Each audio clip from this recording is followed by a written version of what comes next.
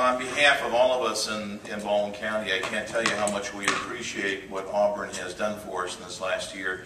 If you picture going to the oil spill, what we came off of 2 years of recession, you know that fishing and the tourism industry are both huge economic drivers in Baldwin County.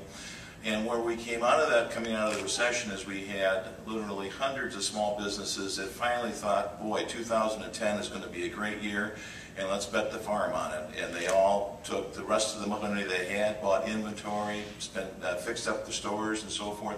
And then the oil spill came, and 40%, over 40% of the business that was supposed to come didn't come. And we had a situation that we didn't know how to approach. We knew BP said, we're going to make you all whole, but none of us believed that that was going to happen very quickly, or maybe even at all. And what we had is an offer from Auburn. On the phone rang and said, what can we do to help?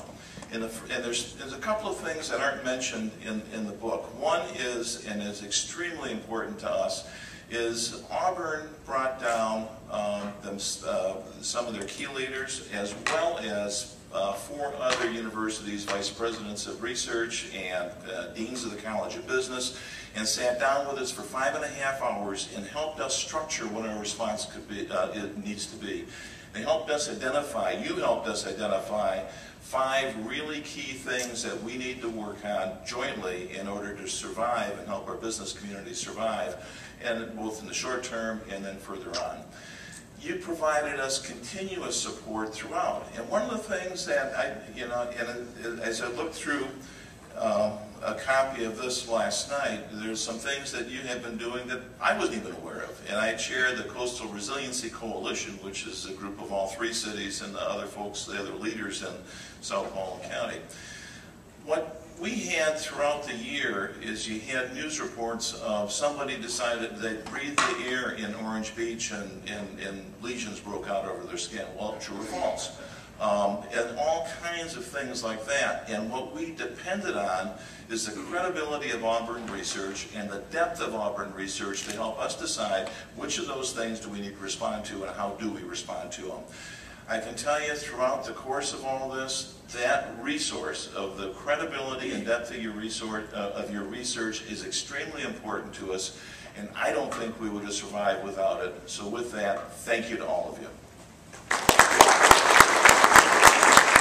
Hi, I'm Kit Alexander, Director of Engineering and Environmental Services in Orange Beach. I do want to thank Auburn for the opportunity to come and tell you what Auburn and the professors in the engineering department, what they've done for us and what it means to us.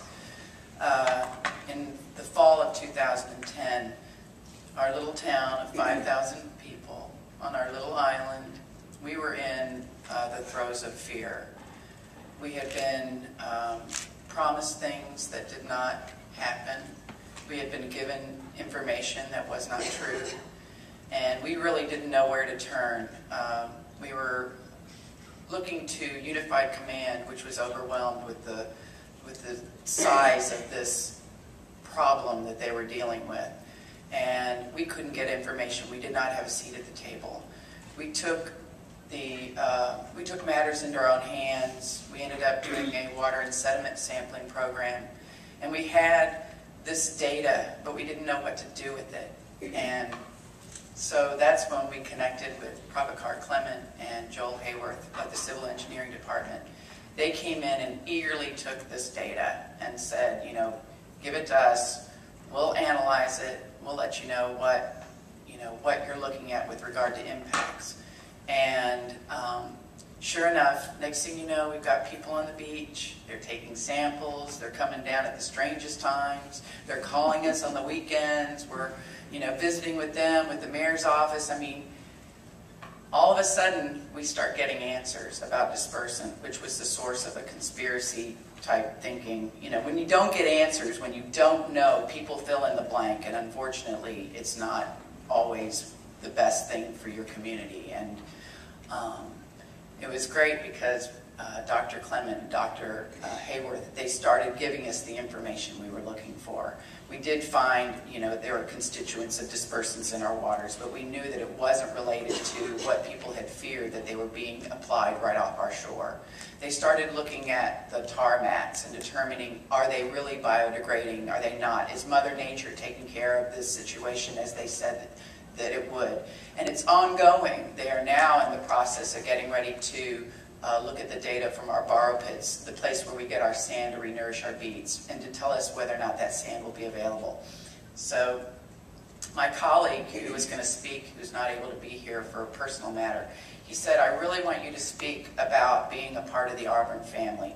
I did not graduate here. I graduated in Tennessee at another distinguished college. And I can't say that, I'm an alumni. I can't say that I'm a follower of the Auburn football team, the fanaticism of that. But I think I am a part of the Auburn family for another reason. It's deeply personal. At a time when my little community, my little town on my little island was in a very stressed, fearful state, Auburn stepped in and due to their research was able to give our community answers that alleviated our fears. We could trust them. They did not have a personal agenda. And I will forever be grateful to Auburn and look forward to working with them in the future. So thank you very much.